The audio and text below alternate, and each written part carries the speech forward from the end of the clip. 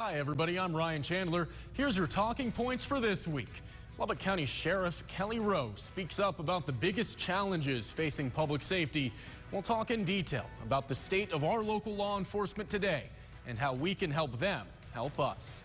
And from policing to politics, Lubbock County Republican Party Chairman Cole Shooter joins us to preview the midterms and lay out why West Texas is a key battleground for both parties. From the studios of KAMC Television in Lubbock, your local election headquarters. This is Talking Points. And happy Sunday. Thank you so much for joining us. Just last month, our county sheriff Kelly Rowe saw to it that he appeared personally to the arrest of one of his own officers after a county detention officer was accused of trying to traffic fentanyl into the jail for an inmate. Sheriff Rose said the county has no tolerance for that kind of behavior, but also said that this is symptomatic of a larger issue. He has spoken out recently about the prevalence of addiction in our community, not only landing our neighbors in jail, but keeping them there, or sometimes even worse. It has also been almost a year since the county voted to increase salaries for our deputies in an effort to fight region-wide struggles to fill our positions and to keep our department competitive with the rest of Texas. So I think it's past time that we checked in with our law enforcement. Let's hear what the sheriff has to say. And joining us now is our top law enforcement official, the Lubbock County Sheriff, Kelly Rowe. Welcome to Talking Points. Hey, thanks for coming back. Glad to be here with you. Truly glad. It's been a little while. It has been a little while. The last time we spoke, I think, on this set was right before the last election, if I recall correctly, when we were dealing with raising deputies' salaries and getting through that process. When you look back at the last year since that election, did that make a notable difference? What did you notice there? I absolutely believe it did. I think we've seen, a significant drop, in, an ability to, retain better than we have. We haven't seen near the numbers, over these past 8 or 9 months since that went in. I wished I could tell you it was helping us more on the recruiting side of things, but I think there's more factors involved than just salaries involved with the challenges that not only. And we're not unique in this situation. The police department, the state, at all different levels is having difficulty finding, quality people ready to come in and stand a post with these types of jobs. And so, that's what we're really, kind of shifting our gears now to. Salaries are at a good spot. Now let's see what else we can do to try to convince these young folks to, want to take on a job of service. What do you think those other factors are that may be leading people away from this profession, and how can we alleviate those? Well, I think a lot of it is just this constant negative bombardment on law enforcement and public safety. And,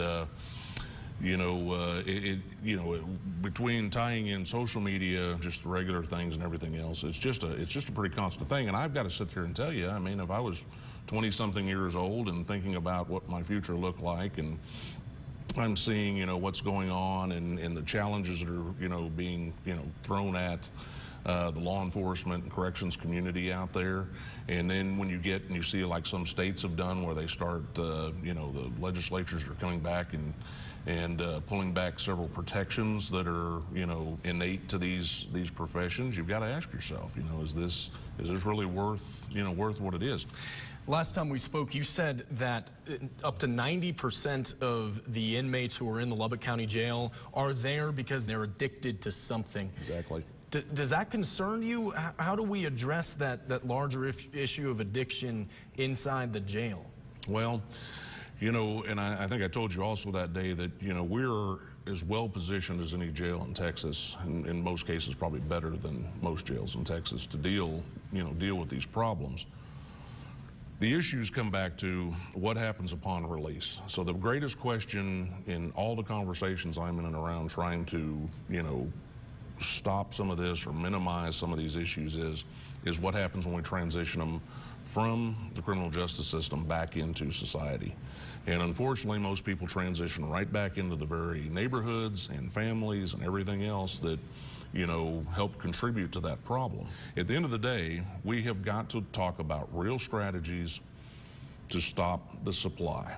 I mean, I always say it, and it's probably too simple of an analogy, but this is simple economics, supply and demand. and there's plenty of supply, but unfortunately, we have entirely too much demand. Local law enforcement is not, we were never geared to deal with transnational crime. I mean, we were built to take care of our communities, take care of what's happening right here. But unfortunately, over the years, as this stuff has gotten out of hand. You're just saying you think the federal government needs to step up? Absolutely.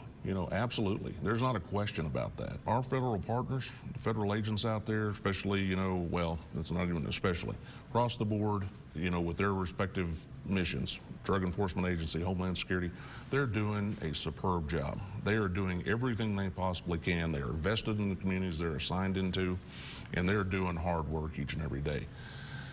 The problem is like I said, where do they end up getting handcuffed? And again, they're seeing it, they're reporting it, it's going up the chain, but somewhere by the time it hits the Beltway, it just stops. I know you really have your hands full. Last question for you. When we talk about these issues of the dangers of fentanyl and illegal firearms, what can the Lubbock community do to take some of those things off your hands and make your job easier? Well, again, like I said, as community members, because I just see it almost on a regular basis, if you've got firearms and those types of things, keep them secure. Don't leave them in vehicles. Put them in a safe at home. Do whatever you need to do, but understand the element can get their hands on those. They can be in and out of a car in seconds. To the parents, to the families out there, I just plead to them. With your children, pay attention to what they're doing. Somebody youthful might experiment with narcotic A, and might not have any problems from it. Right. But with fentanyl, one time, and it can kill you. And that's not an overstatement. That's not being overblown. We've seen it right here in Lubbock. We've had it happen, in a number of different places. And again, keep in mind who's manufacturing this stuff.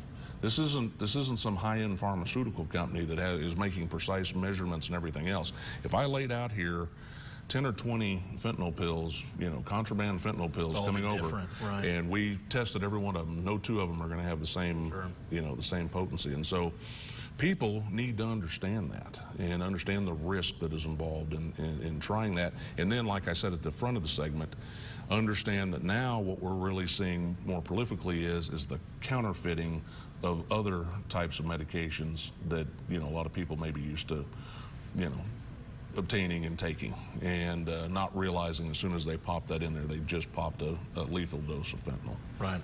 It is important for people to understand that. You're welcome back anytime. I appreciate your time. Always enjoy it. Thank Sheriff you. Kelly Rowe, thanks for coming on. And coming up next, we'll talk politics and the state of the race with Lubbock County Republican Party Chairman Cole Shooter.